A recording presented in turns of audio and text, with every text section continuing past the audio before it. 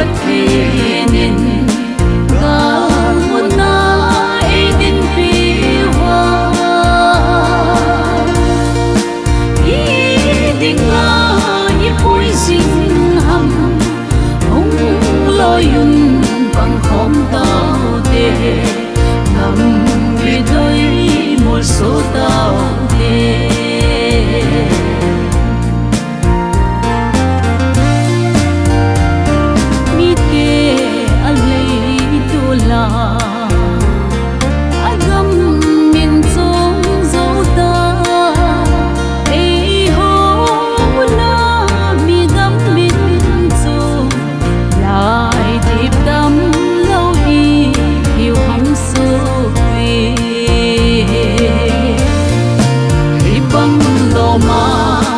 ipatinin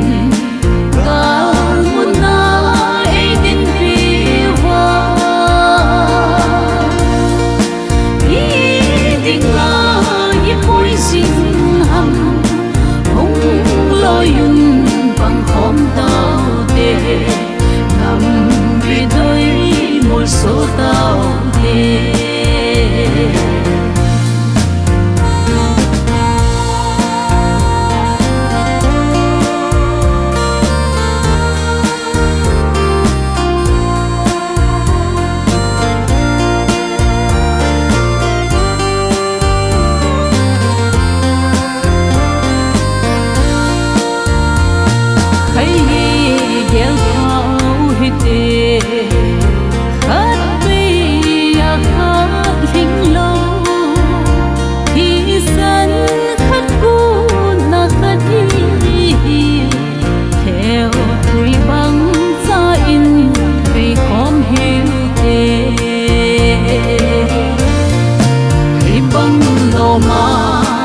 ipatinin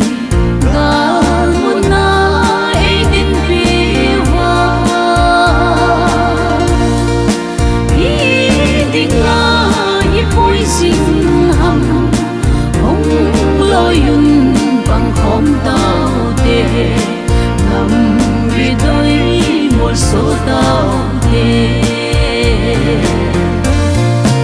ibang loma ipatinin